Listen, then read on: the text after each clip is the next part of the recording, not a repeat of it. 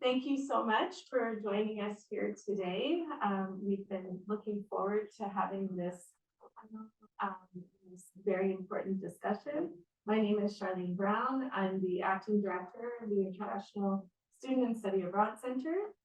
Before we begin, I just want to acknowledge the land that we are on. So a traditional welcome to Treaty 6 territory in the traditional homeland of the Métis. We pay our respect to the First Nations and Métis ancestors of this place and reaffirm our relationship with one another. Myself as a biracial Black woman, I came to be in Canada because of my ancestors who chose Canada as home, and I am forever grateful to be a part of this country and to live, work, and play on these lands. So I'm here to introduce our moderator, Dr. Janet Okoko. Janet is an associate professor in the Department of Educational Foundations in the College of Education. Her research interests include school leadership, preparation, and development. She holds a PhD in educational leadership from the Workland School of Education, University of Calgary. Prior to pursuing a PhD, Janet worked as an instructor at a teacher's college, a curriculum developer, and as a monitoring and evaluation person for government and donor-funded education projects. She received a Master of Education and a Bachelor of Education degree from Kenyatta University, Kenya. And I'm so honored to have you here with us, and I'll turn it over to you, Madam Moderator. Thank you. Well, I just want to thank you so much for that introduction, and also just say that I'm really happy to be here and to be part of this conversation. And as the introduction has been made and said, I am an immigrant. I like introducing myself as an immigrant. I'm really an immigrant who came here as an international student, as you heard from the introduction. And so really grateful for, I can't really say this enough, that I'm really grateful, especially for the land, for Saskatchewan, and the things that I've benefited and how I've been embraced and received here, and what I enjoy that many natives of the land do not enjoy. So I'm also very, very, very grateful for being here and acknowledge all that I enjoy in Saskatchewan. So I'm also happy to moderate this because I'm an insider, as you've heard. I trained and was born out of Canada and came. And fora like this are the ones that really equipped me to be what I have become. And I think I consider myself a success story as an international graduate student who came and joined Calgary and attended such forums, and they equipped me to know what to do so that I can be successful, transit into the workplace, to do a job that I enjoy doing and something that I aspire to do.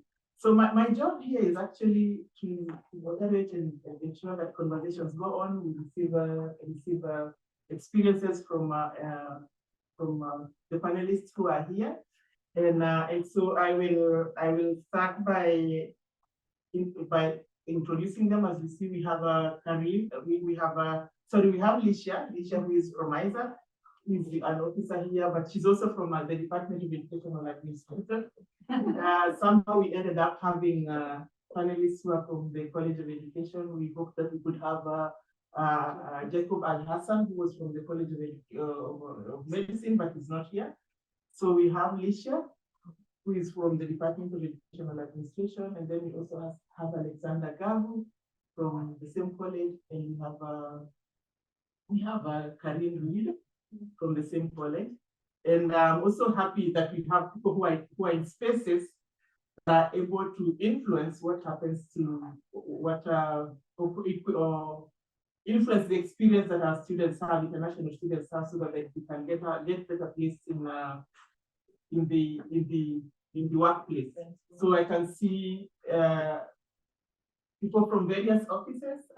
Some of them, we have the career center that will be is really key to that, and they'll be key to giving us, telling us about how they equip our international students to do that. And so without further ado, I'll introduce Lisa, Alicia, to speak to us about her experience, and then we'll go to Karin, and then we'll go to Alexander. Thank you, moderator. Welcome everyone. I am an international student. I am from the beautiful island of Jamaica, and I'm in my third year here. I am passionate about this topic because as an international student, I struggled in the beginning to find a job. I struggled and got very frustrated because when I heard about coming here, my expectations were high, not just because of the credentials that I would receive, but also importantly because of the opportunity that I would be able to tap into the knowledge base and also to share my own work experience. And so I was frustrated when I having sent out dozens upon dozens of applications, no response, literally no response. Before I jump into that though, I really should have acknowledged my own supervisor, Dr. Michael Patel, because he would have heard much of my complaints and much of my disappointments, but the support was great. And one of the things that he did was to connect me with Aisha, and I got tremendous support from Aisha where those are concerned. I'm not gonna, delve into that again, but just to say that yes, my research is looking at international graduates workforce integration in Saskatchewan, the four sides of the story. And the four sides of the story have to do with four main storytellers, and the first one has to do with international graduates themselves. I wanted to find out what are they experiencing, what are their lived experience as they go out to try to find jobs, what were their expectations. And yes, if those expectations were met, since they have gotten here.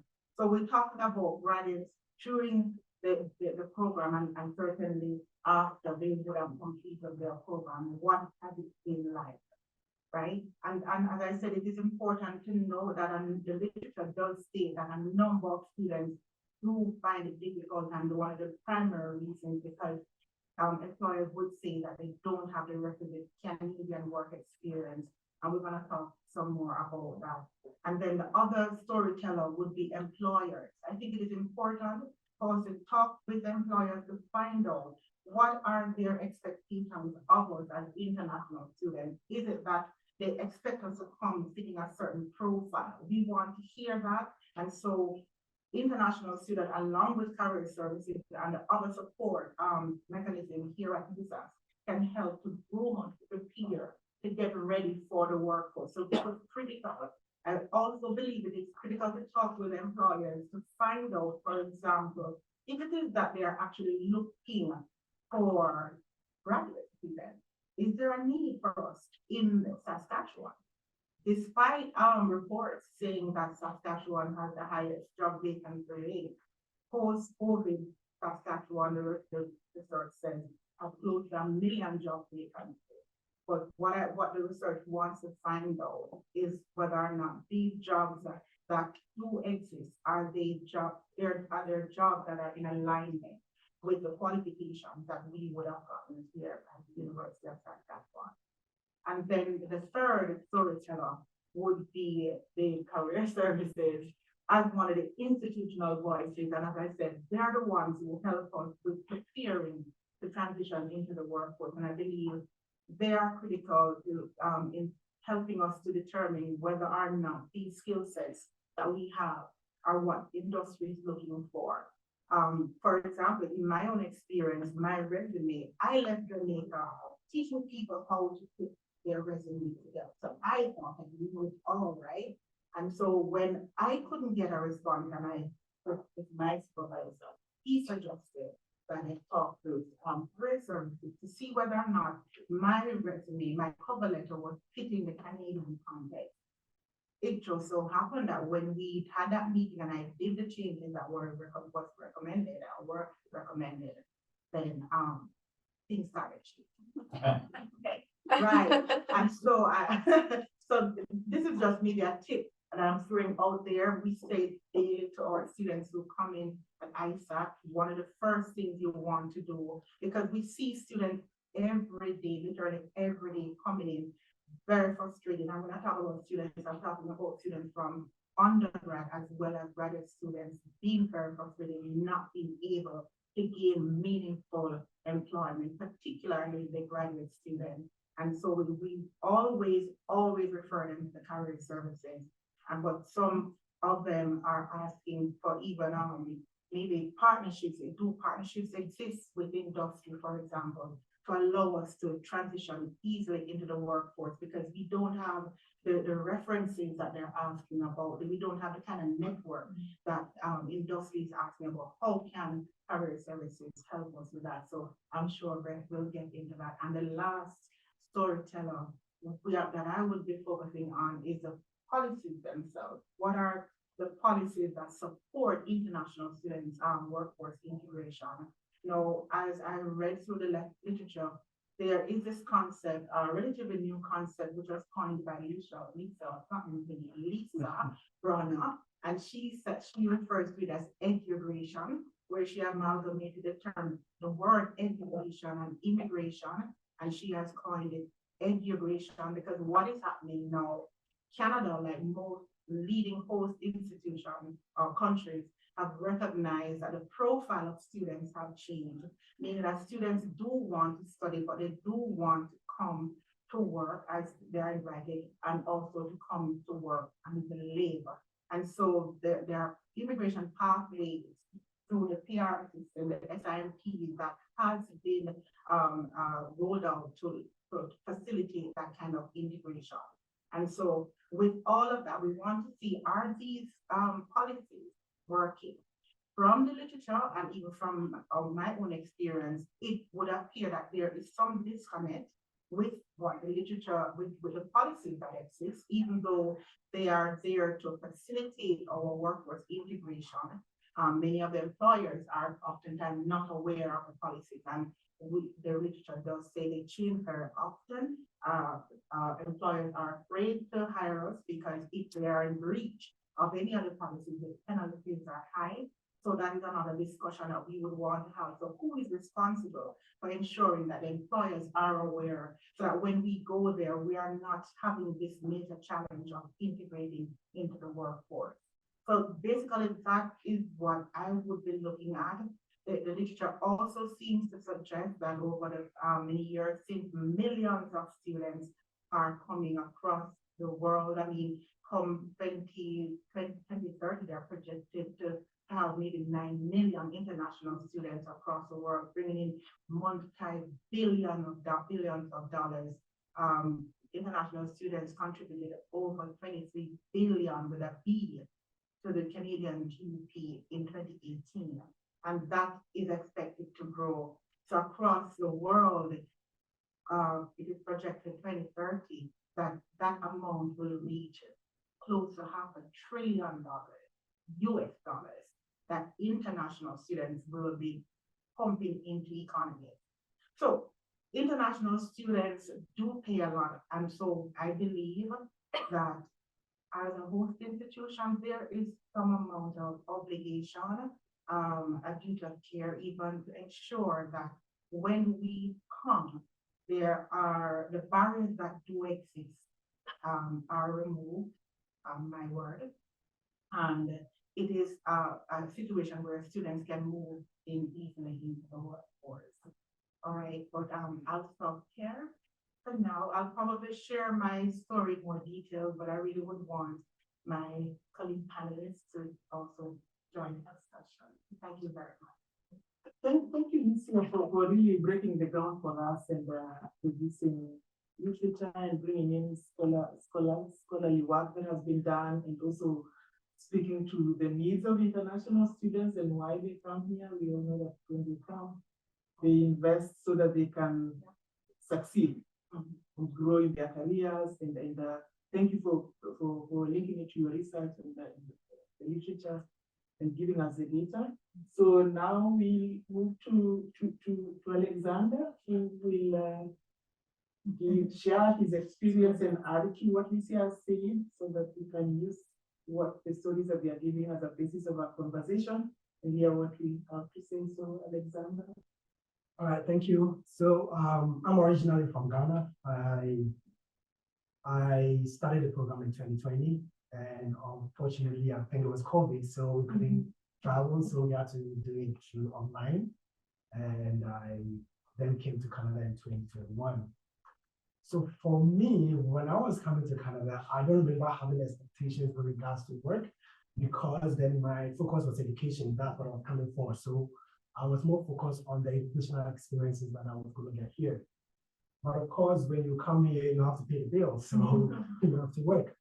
And I'm an optimistic person, so I was like, I believe myself. I used to work in an educational institution as an administrative assistant, and my institution had just been established in 2011. And we were the first batch of employees to start this program. So it was like chaos everywhere. But we were able to, put things in, we develop our own SOPs, and currently is one of the top 5 universities in Ghana. And so I believe that I have these experiences that I can contribute to any institution given the opportunity. So I sent out a number of applications, to what I believe that I have qualifications for. And when I started getting no answers and the refusal here and there, then I said, okay, probably I need to downsize and probably change focus. So what I did is I took out some of my experiences and took out some of my educational qualifications. And I also learned how to even change focus, because then I was now not applying for jobs that are in my field of study or experience, because I realized that I was not getting the job. And I think my first job I had was with UNICEF Canada. It has we were more like ambassadors. You go to solicit for funds for UNICEF Canada so that they can help kids all over the world. And it was an interesting job, but I know this was not what I had the experiences for. So I really didn't feel satisfied with what I was doing. And so I had to quit that, I think, after 3 months. Now, what I realized is that the more I apply to these jobs, you keep hearing the rhetoric of, you don't have the Canadian experience. And I used to wonder, like, where do I conjure this experience from if you don't give me the opportunity in the first place, So it's really hard as an international student. I know it's not unique to me, trying to apply for jobs. So, and also the law, I think, doesn't really favor us so much, because the law says, for instance, yes, as an international student on campus, you can work as many hours as you can. Off campus, the original is 20 hours maximum. Now, most of the employers out there want probably full time, so they are not willing to give you a job to work 20 hours per week. And then when you come to the campus that you can work many hours, the jobs are really not there, or the opportunities are not there for you to even get employment. And I'm not oblivious of the fact that an educational institution's primary responsibility to me as a student is not to provide or look for a job for me, but of course to give me the training and knowledge that when I go out there, I'll succeed. But that being said, I think institution could do more for us international students because of this case of the Canadian experiences. They could give us opportunities to work on campus to gain that experiences. And so that if we go out there, we are trying to apply, I mean, we have something on the CV that shows that, oh, you can do that in the Canadian institutions, And I know sometimes we say the teaching assistant position and research assistant positions, but I think probably we could look at it differently in that, let's say I'm going to my 4th year in the PhD, and my belief when I was coming education-wise was that I'll be attached to a faculty member or something like that. It's like you're being groomed. So it's not just the one-term teaching assistant job you have to apply for, which is usually 54 hours or so, but you're attached to this faculty member where you get to learn from them, help them with development, lesson planning, and all that, and you are getting paid for this. So it's like a two-edged sword in that you are being groomed in that field, and then you're also earning something, you know. So I think it's hard, but what can you do? Like I said, the institution is not necessarily responsible to look for that job for you, but I also believe they could do more for us one way or the other. Yeah. So I think this would be my comment, and then if you go on, maybe I could say some more. Yeah. Thank you. Thank you, Alex, for actually for adding to what has been said, and especially bringing in the link, the role of the university and the various the structures that are in place, or policies around how what is done to how information is passed regarding what the requirements are and how students can get into contribute towards the point around a Canadian experience. That is something that seems to really be coming out, and especially the structures that are in place within the institutions. I've seen these members of these people who represent CGPS and other structures that are in spaces that can help respond to these questions. So I hope we'll have a conversation around that. And also just linking in the idea of past experience from your country and coming to Saskatchewan or Canada with it, and how that can be used to help students enter into the workforce, succeed in getting into the workforce here. So will share, Karin will share her experience before we kind of bring in the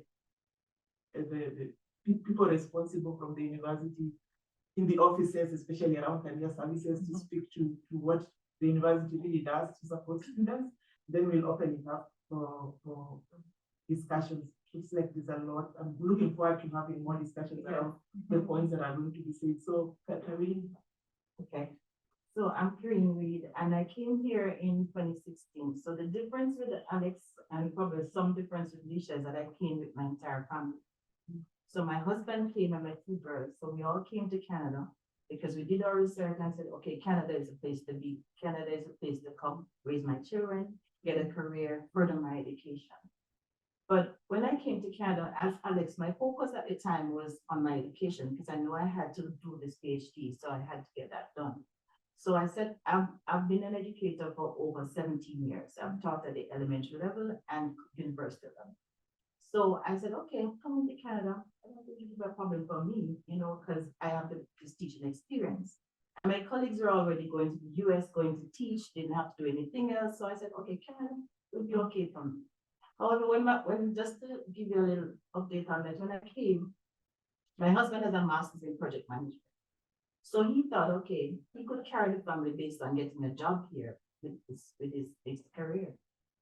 He was sending application all over, nothing. And when you're coming to a new country, you pack up everything, you sell all you have, you carry all the money you have children to support, you have bills to pay, everything. So being an international student at the time, my daughter was also an international student. So we're paying 2 international student fees because my daughter is in nursing, she's not finished yet, and I'm here. So he couldn't get any job. So then, it caused for concern because now we're thinking money's running out. We have children to take care of, we have bills to pay, we have to educate ourselves. However, he had to go to Open Doors to get his resume sorted out. He had to downsize his resume to be able to put only his diploma on the resume. And when he did that, he was getting calls from all over. So, at that time I said, this is crazy. You're qualified, you're in a country that is a first world country, you come with this experience. Because my husband served 21 years in the army. He was in the engineer regiment, he was in charge of a battalion. So he has all that experience coming to Canada with, along with myself. So we said, okay, but things weren't happening. However, once he did that, the joke about this, I always think about it. My husband, he didn't mention to his boss that he has a master's in project management. So one day his boss called him into his office and said, I noticed you have a master's, you didn't tell me this when you get the job. So right away, my husband, was kind of a little timid because he had to be working. He had to hide his qualification to be able to get a job. So he had to explain to the spouse, say, okay, at the time I didn't see the need to put it on because I didn't think it was needed. So, looking at that, and I said, all right, I just need to finish my first year because I have an education. I have a master's from the US. So I don't see why I can't use the master's in teaching here. So I just need to finish my first year and then I can apply for that. But another surprise to me, because then I said, when I inquire about teaching in the schools, I was told I couldn't teach here, lower than college level, because I wasn't trained here. And I was coming with that expectation to say, okay, I have a master's from the US in teaching and learning. So I must be able to, integrate into the field system in here. That took me by surprise because then I had to pay a different money to get that level of education to be able to matriculate into the elementary level or high school level, which I didn't have because I'm already paying for my PhD. I'm already paying for my daughter's tuition at school. So money I was strapped cash at the time. So I said, all right, let me finish this PhD. Maybe by then I'll be able to, integrate that stuff. And finishing this PhD, it has been a real struggle because I've had to think of doing jobs lower. I was employed before I actually finished the PhD in a non-profit organization, which I did 2.5 years there. But I said, okay, I think I'm worth more than that. Not to downplay any position, but now I'm qualified enough, I think I should be able to get a better job. And things has been up and down. You applied, you get no response sometimes. Sometimes you get back responses. Oh, the position is already filled. So you wonder, where do I fit into this Saskatchewan society? Do I belong here? I'm qualified. I think I have the experience.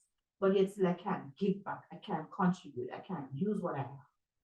I've even gone to the point where I did an EC level because I said, okay, I can't get a job at university. I can't get a job there. Let me do an EC level, get my EC level too, and I see where that takes me. When you go for interviews, oh, you have a PhD.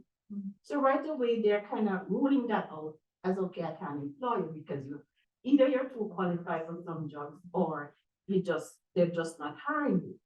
So for me, I think about that a lot because you look at it, we come here, we were invited here because it's not like no one forces us to come, but it's a choice that we're given.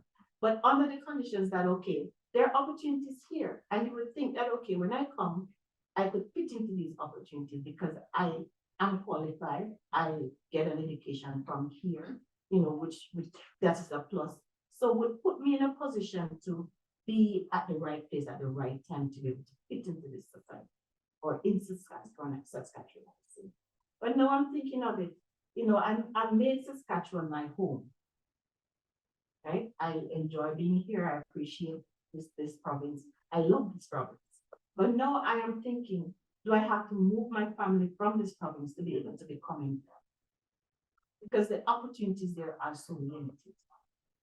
So is that I took my family from Jamaica, I come here. Now I have to think of moving my family from here to another province to be able to be coming here.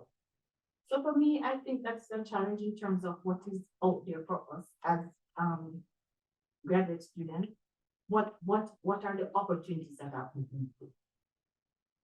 What is given to us after work? What do we have access to? So these are some of the challenges, and I think about them a lot. Because I said, am I going to just look at it and say, okay, I tell my children, oh, Canada is a nice place to be. I look at it, can I explain to my children, oh, I'm not working. I can't get a job. I can't be employed because nobody wants me there in the workplace. So how do I explain to my children that, okay, being educated is a good thing, but it's a bad thing? Because now I have to be thinking, okay, if I had not done this PhD, where would my master's have taken? Now I've done the PhD, where is it taking? Because I'm still not in the position that I'd expect. And it's not that I don't have experience. As I said, I have because I've taught here, as Alex said, I gained my Canadian experience on that because I do sessionals. I work at the call center, I work with graduation, I work proctoring, so I gained Canadian work experience on campus. So for me, when I send my application out, it's not that I don't have Canadian experience, but I think my challenge is for some of the jobs that are out there is that I'm too qualified. So that is where my greatest challenge is, being too qualified. And is that a curse of being too qualified? That's something that we should not express to our children. You need to get an education. Because in my culture, we're educationally driven. PhD right now in Jamaica is like a common thing. Because that's how we were taught. You have to have an education, so we go for it. So I have my children now in this environment. I'm still encouraging them to listen. The only way out is to be educated. But then they're going to look at my lifestyle and say, oh, well, Mom, you are educated. So I said to myself, maybe if I'd done grade 12 here, it would be better for me. Because at least if I had done grade 12, I could probably get a job because I did grade 12 here. But I did my PhD. So what are the options that are given to me as a PhD? Where do I fit in here in Saskatchewan? Do I have to move to be able to fit into a Canadian workplace? Or do I stay here and look at the newer jobs? Maybe to go work at Burger King, whatever I have to survive. Because at the end of the day, it's all about surviving. It's all about me taking care of my family, doing what I have to do to make sure things are okay. So is that where I'm going, where I'm heading? That's the question. It's still uncertain. Level of uncertainty. Thank you, Karim, for introducing, re-emphasizing the idea of overqualification and also bringing in the family dynamic. Because most of the graduate students, international graduate students who come with family. So bringing in that aspect about that dynamic is good into the conversation, but also speaking to what opportunities that are available that can help students, international students, advance in their career, because they come when they already have experience and have already sometimes a chunk of their career already started. How do they move forward? So because of time and also anyway, at this point, I think we will move to the next set of panelists. And we have, I don't know if Dr. Rosa is here. Yes, teaching. She's teaching. Yeah. So we have Brett from Career Services who will speak to us about the opportunities that are available from Career Services or what the university is doing to support us as international graduate students to successfully transit into the workforce. And yeah, there's many things that have been raised about opportunities that are available, the idea about Canadian work experience, some of the tips before we open it up to others to share it. Yeah. Thank you. Thanks for inviting me here today. I'm very happy to participate on behalf of Career Services and my colleague Rosa, who is teaching right now and would have loved to have been here and been part of this. So I work as a professional skills coordinator in experiential learning for Career Services. So the idea of helping students develop the soft skills or the employability skills that they'll need to supplement their degree to enter the workforce, right? So we don't learn everything in the classroom, as we know, right? We need that real world experience, but it also can help us, build our networks and be connected to different individuals, right? So, I'd first like to say or come back and say that your story is really touching for me in multiple ways. The challenges and the difficulties that you've expressed and shared in your stories, yeah, they're difficult to hear as somebody who's privileged to be born and raised here in Saskatchewan and struggled as well to find a job. And so just thinking about if I struggled, how much people coming from away, people coming removed from their family, people coming with established careers and lives and uprooting and coming to my home province but also sharing a bit of gratitude and gratefulness to be here, which is just beautiful. And so thank you for sharing your stories and choosing Saskatchewan as your home.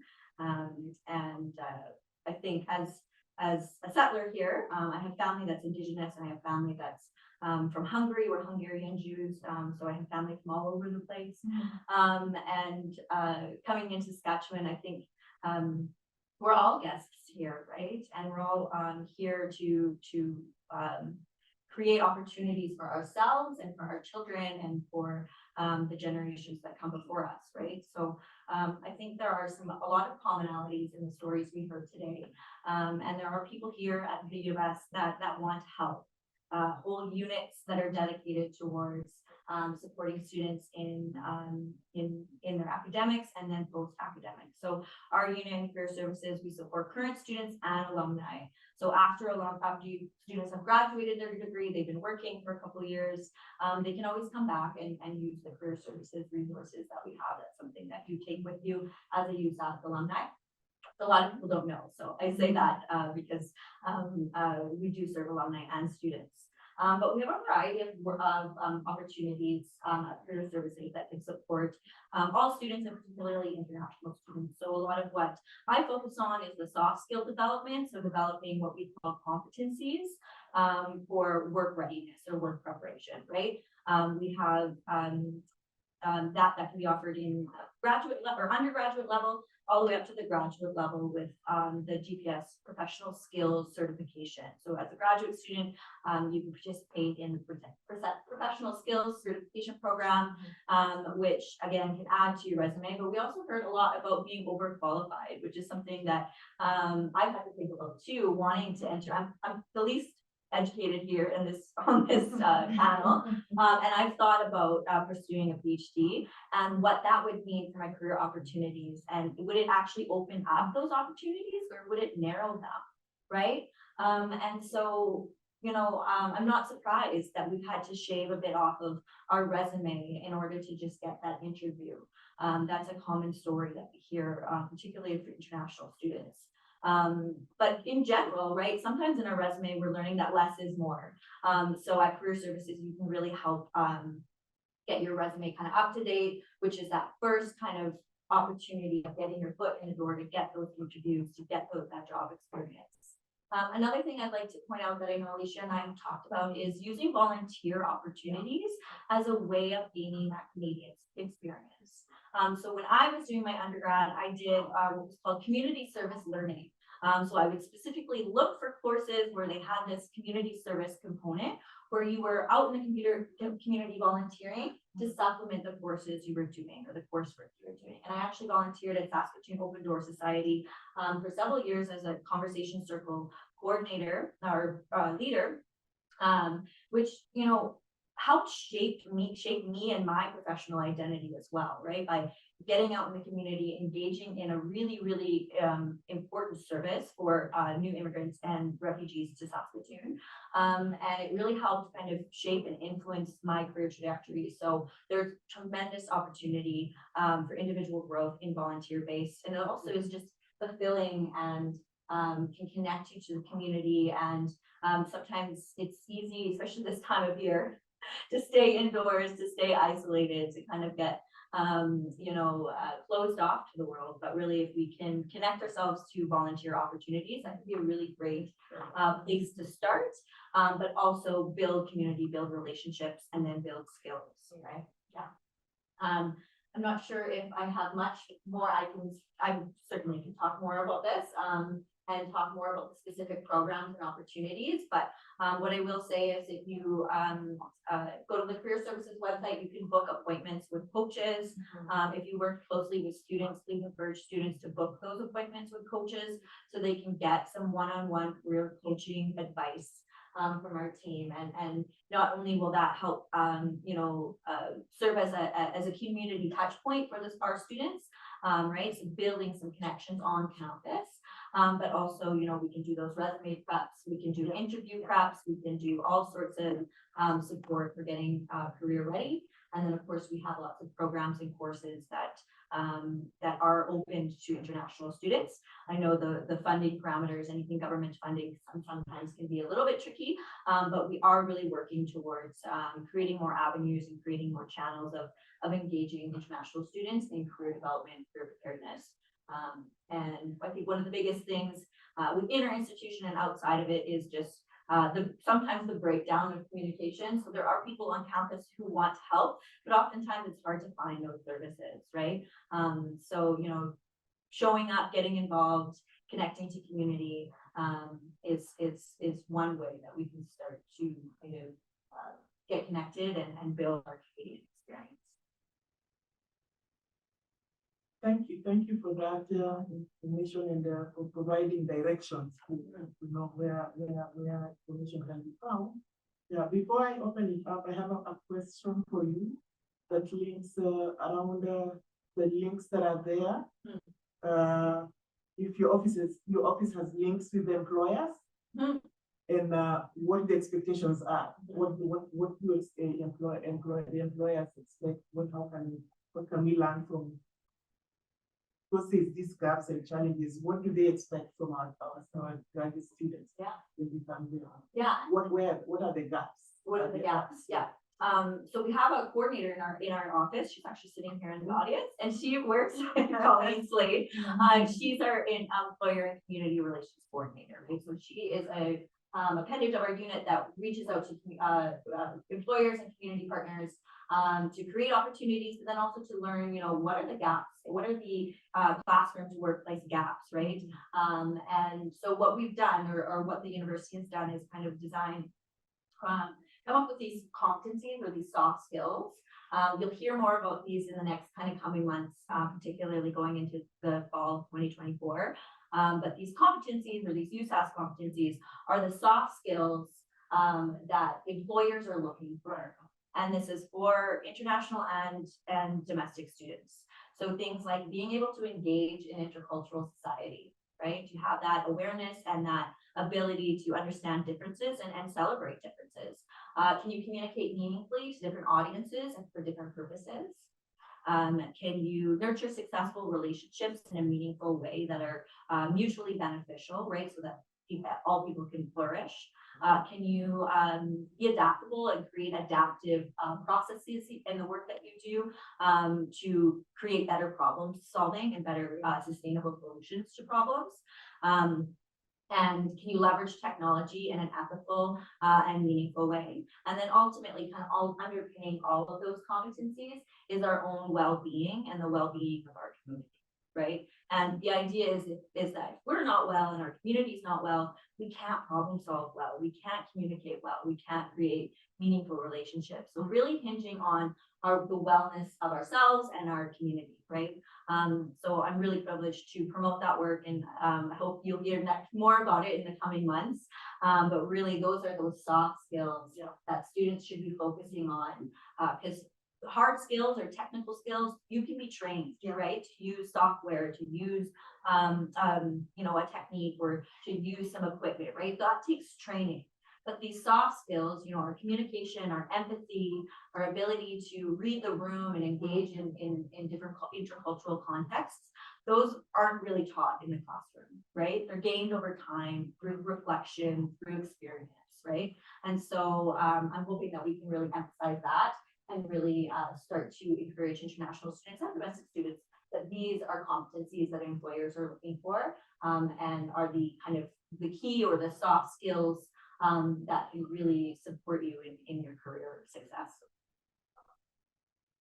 Did you want to add? Me? Yes. Oh, no, Brett said it beautifully. From my experience with employers and also just working with newcomers to Canada and connecting them to the workplace, there are cultural differences. So navigating that intercultural relationships, intercultural workplaces is really key. And I think one of the biggest things that always came back to me from employers was just the importance of communication. So Brett kind of summarized all of that much better than I did. So I will open it up to open the conversation to the audience, and if there's any questions or comments.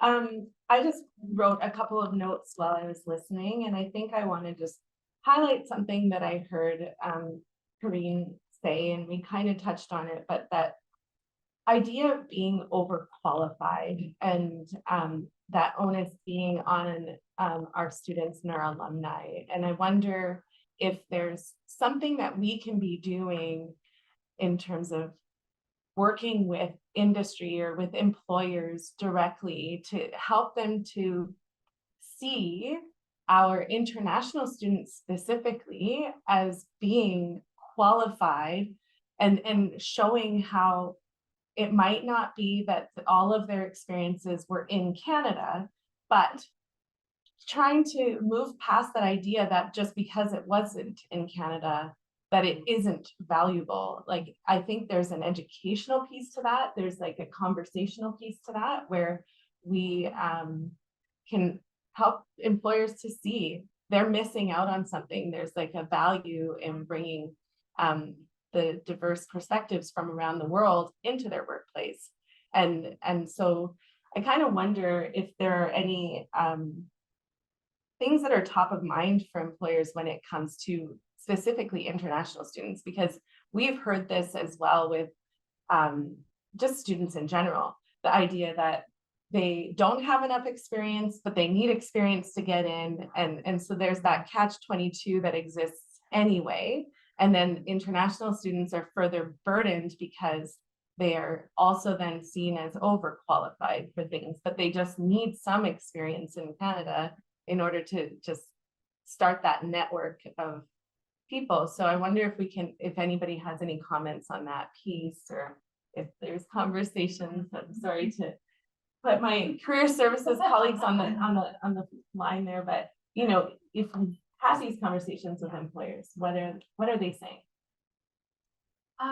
Yeah, I think the experience piece is key, and you're right, there is an education that's needed.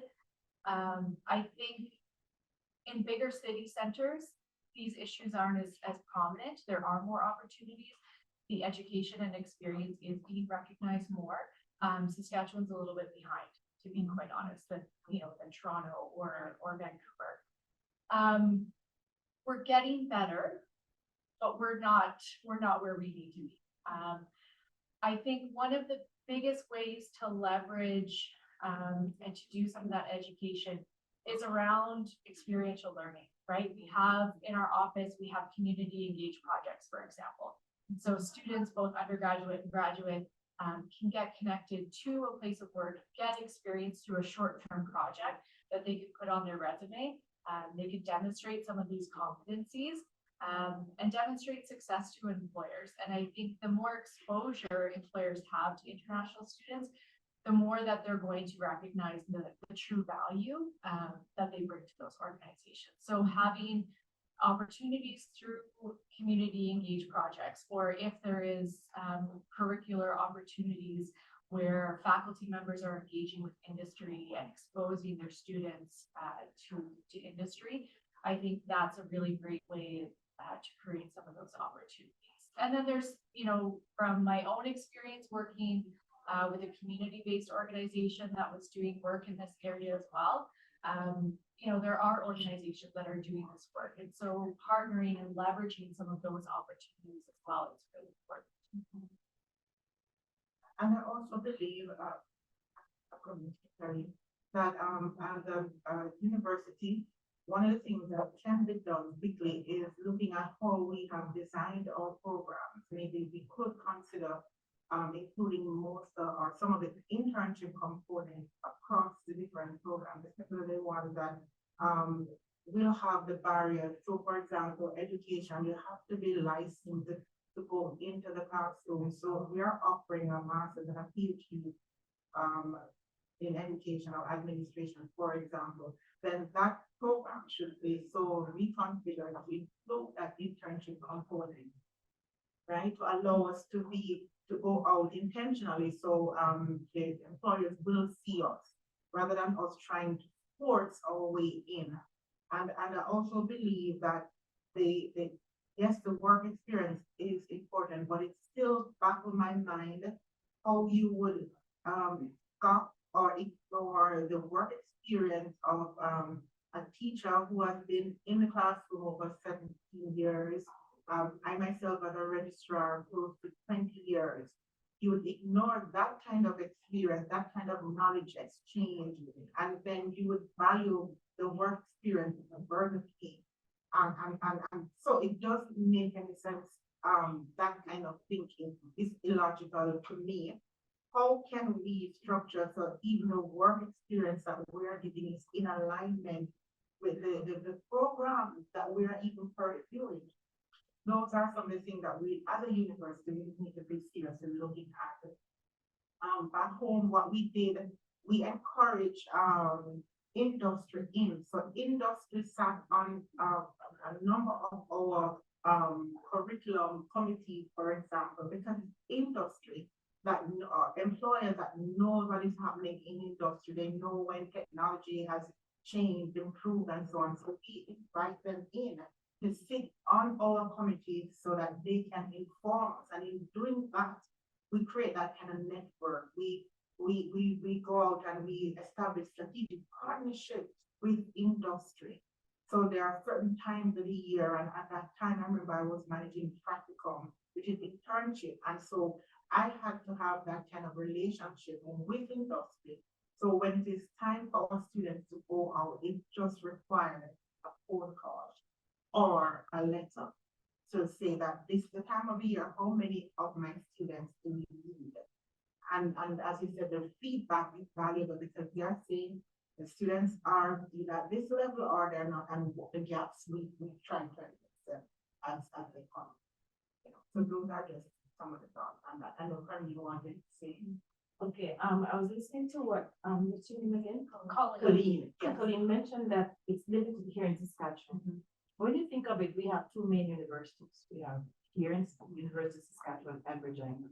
So looking at that note, I think the universities need to come together to say, okay, how can we retain these students? They're coming into us with all these experience, all the qualification. How can we keep them here in Saskatchewan? Because that's the aim, to keep them here in Saskatchewan, not to train them and then they leave Saskatchewan to go find a job elsewhere. So I think it's the onus on universities to come together to see what can be put in place to persons, international students who are coming here with experience to gain a higher education and to put things in place so they can stay here. Because to be honest, it's not like I want to leave Saskatchewan to go elsewhere. But how am I going to survive if I can't get a job here? It's pushing me out to go, okay, explore other areas, right? So I put the onus on the universities to come together to see what can be put in place to help students stay here. As you are encouraging, okay, Saskatchewan is a place to build your family, to raise your children, to, you know, let us stay here then. Put things in place for us to stay here. See what we can explore other than going outside the other provinces. And that's gonna be the problem, because I know a lot of my colleagues, they're not here in Saskatchewan. They're going to the US or they're going to Vancouver, they're going to Toronto, because those are the opportunities that are open to them, not here. So we're limited for real in terms of what we offer to our graduate students or students on a whole studying here at the University of Saskatchewan. Well, to add to everything that has been said, I think also with regards to the overqualification, I feel sometimes there is a mistrust there. The issue of trust in the fact that the international students coming, the educational system they went through in their home country. Also, did they really get those qualifications genuinely? You know, there is that. That's what I'm seeing sometimes when I interact with people. There is that mistrust of the qualification the person possesses, and so then there's a fear of, you know, giving the person an opportunity. But also, to be fair to some employers, for instance, the position they are advertising for is for, let's say, grade 12. You have a master's or PhD, and they are scared that if they employ, they're paying for that level. You know, so some of these things all come to play, and which I don't know who to put the blame on, but so it's a conversation that I think should keep going on, and then probably should find a way to turn around this. And as you also mentioned about the internship piece, like I said, I feel my PhD, for instance, it's like something I forget I'm actually in school because I'm at the stage where I'm collecting my data. And so I'm barely on campus. And it's like once you finish with your coursework and you've done your comms and defending your proposal, you just interact with your supervisor every now and then, right?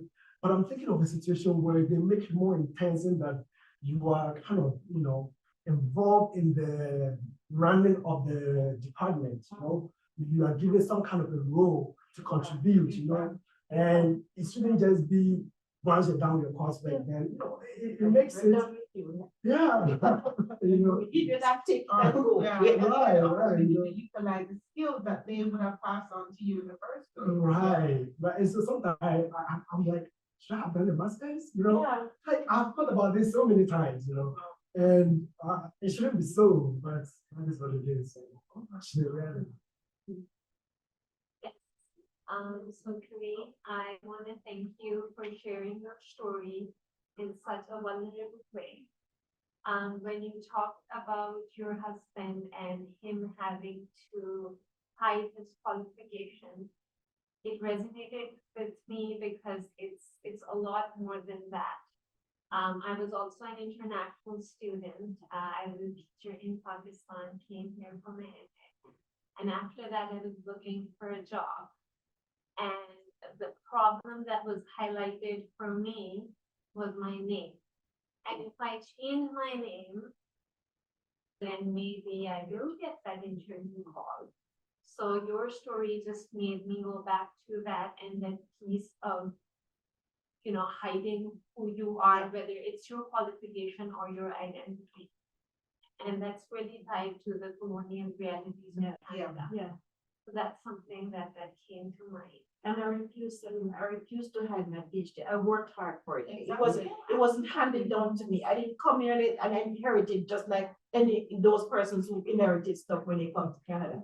I had to work hard, and at some point at my degree, I felt like I would just give up because it was so hard, and I pushed through and I got it. I earned it. I'm not gonna hide it. So if you want to employ me or not, I'm not gonna hide it, and that's just my stance. Because it's not fair to me to do that. Yeah, absolutely. And I did not change my name. My name is Sim.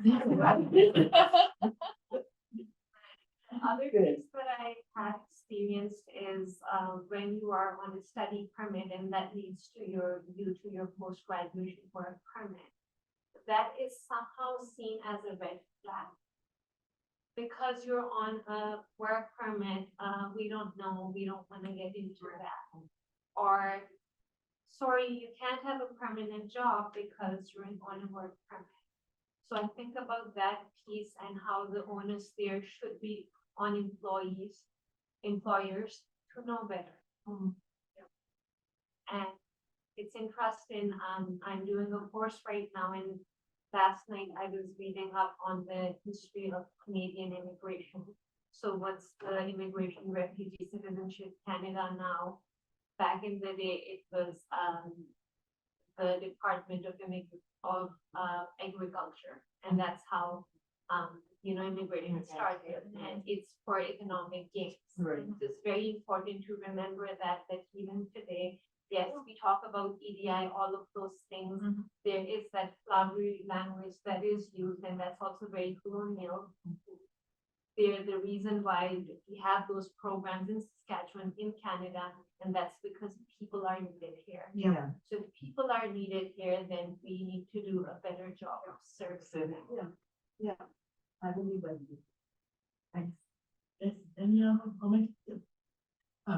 International education is extremely broad and people from all sorts of backgrounds. The one topic that has not been raised today anyway is racism that many people who are not as white as I am would confront. Is the university doing anything to help familiarize the business community with the very broad multicultural experience and range of experience that students have here? And are we doing anything to alert students from Africa, let's just stay with Africa, Ghana, let's stay with Ghana. I almost got a job in Ghana in 1969, but then there was a revolution, Nkrumah was overthrown. Good thing I wasn't there. I might have been on the receiving end, heaven knows what. But are we alerting students that one of the reasons why they may not be getting answers back when they submit a letter of application, possibly because of the nature of their last name that isn't Scottish or English or anyway, it's both are we able to make inroads with the business community itself, and then are we alerting students to the possibility that, let's face it, racism is rampant in Canada. The experience of the Japanese, the experience of the Chinese, we could list and list and list. We can't ignore it. Yeah. And it's a lived experience for many people. I'll comment. Yes. I think that more and more as I'm doing the work that I do, I think that remains the unsaid thing in every single conversation. So I thank you for even saying it, because oftentimes that's what is the underlying unsaid. Yeah. We kind of avoid it. We say there's jobs here, but what jobs are we talking about? We say we want people here, but why do we want them here? I think that that's a critical piece to it. Yeah. I would venture to guess that when our students are coming, they know that that's part of it. Salma just mentioned, she knew that she could change her name and maybe get that call, but that's putting a piece of you away.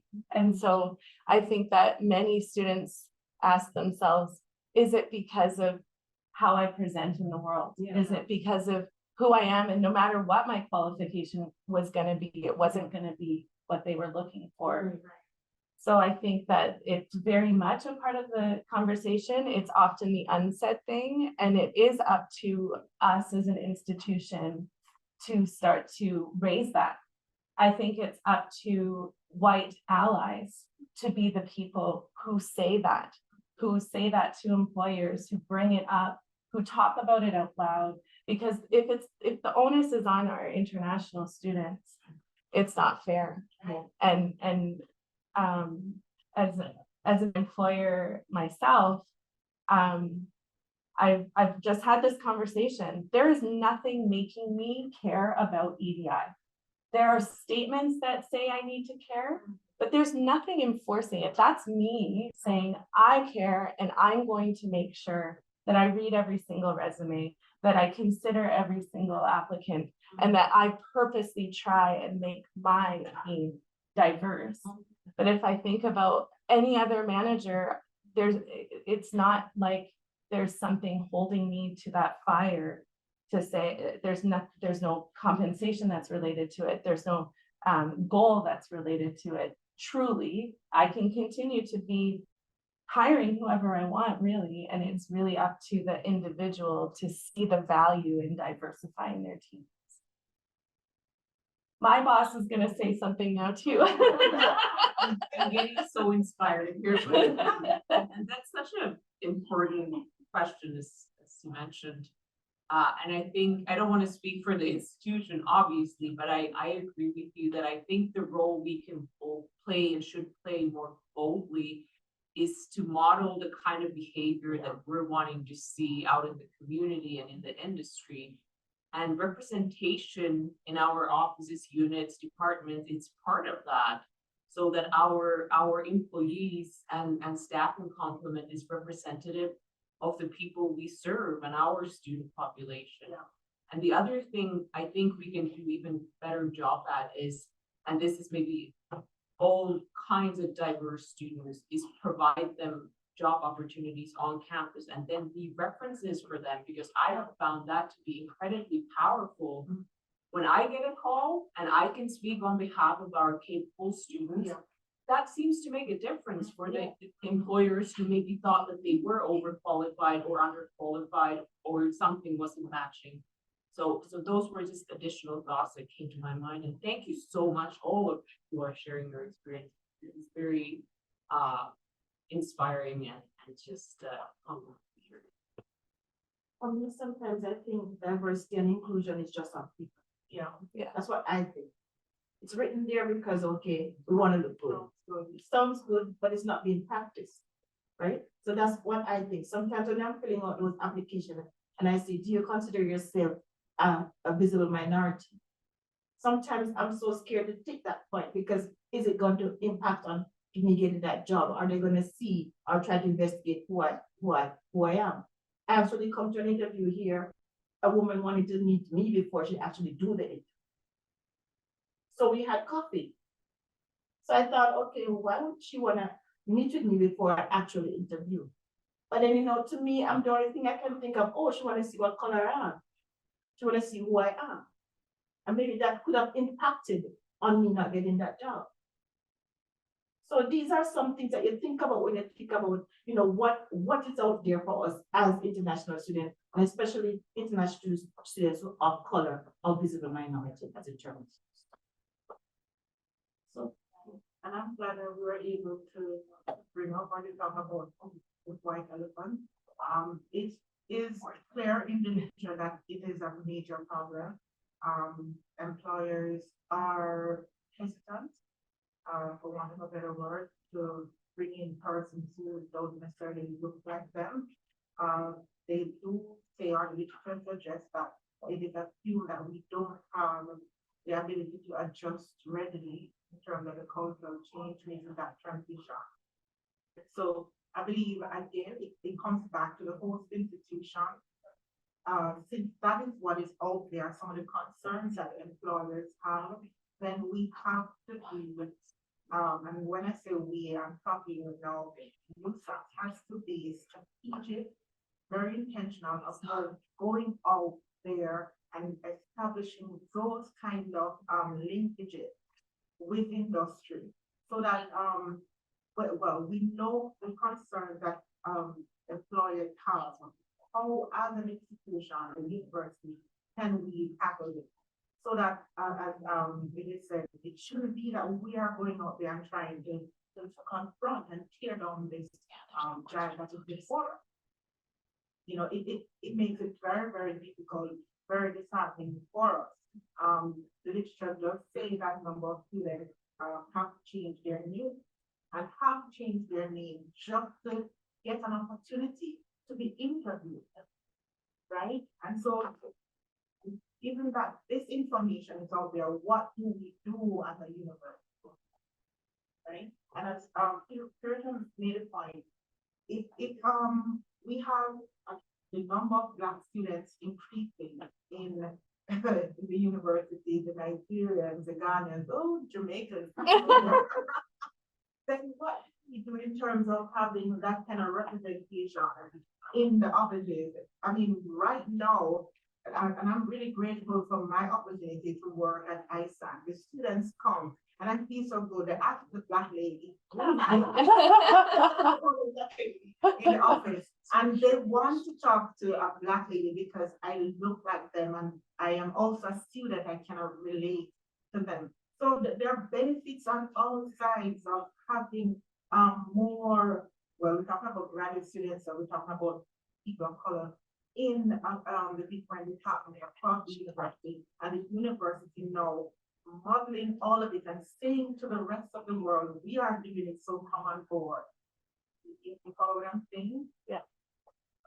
So with the enforcement of the EDI, as you mentioned, and I think you said some personal.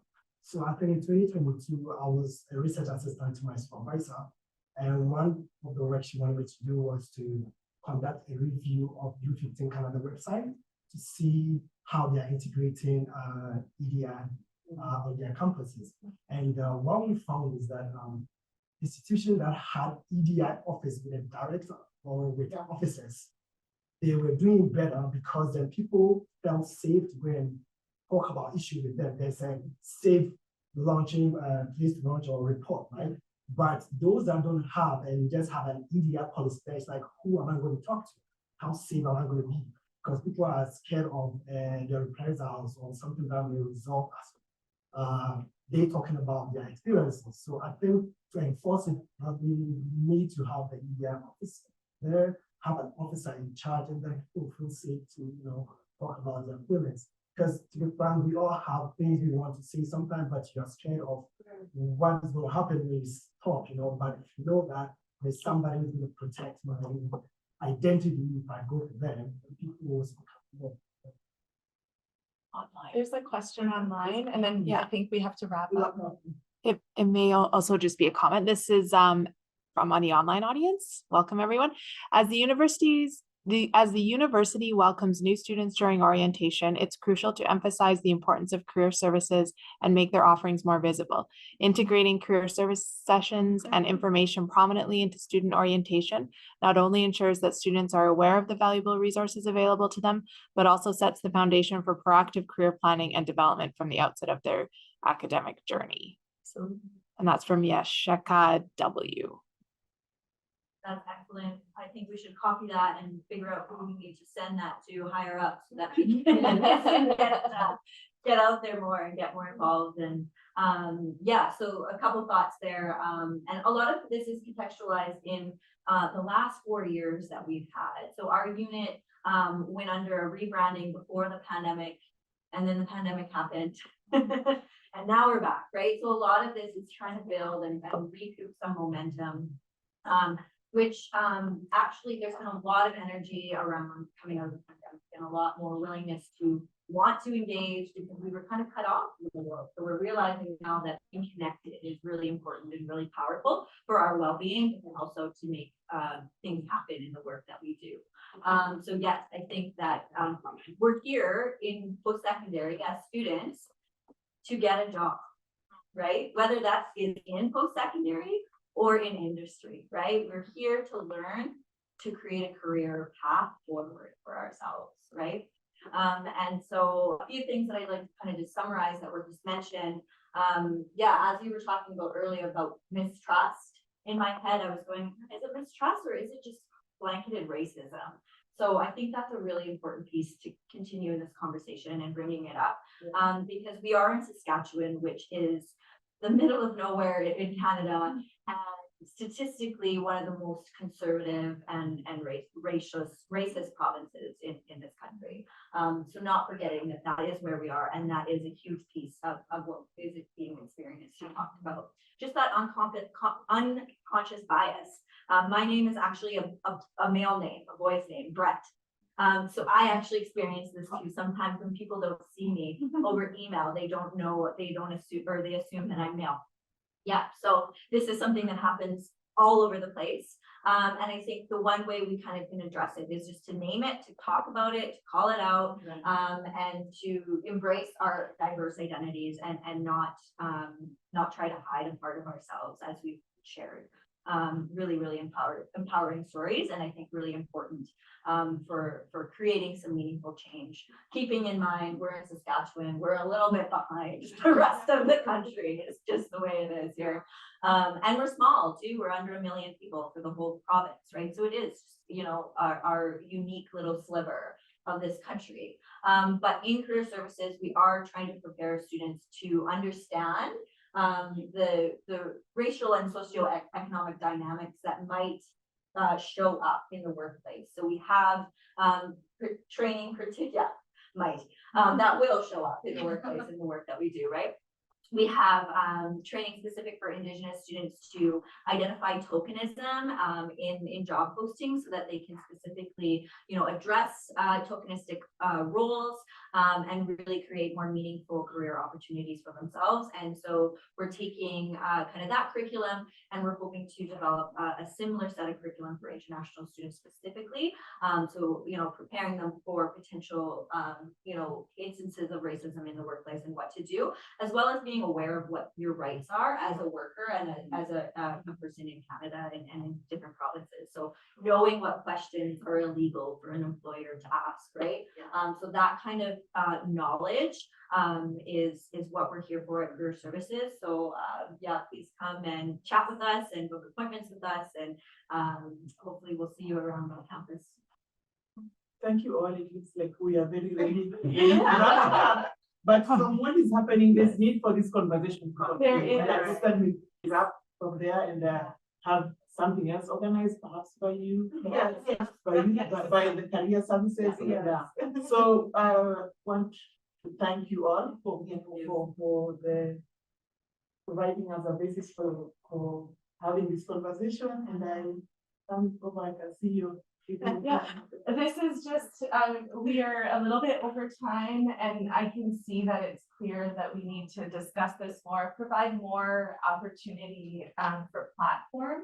Yeah. And for story sharing, and hopefully increased discussion will lead to better results, the kind of results that we see our students successfully integrated into our workforce and helping to build our province to be the university the world needs. But thank you so much. I just have some thank you gifts. Thank you.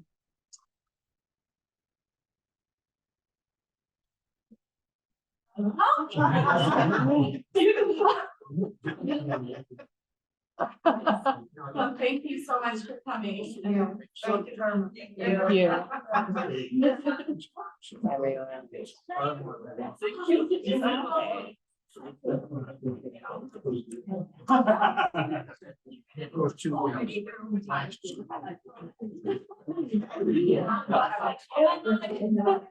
And at first.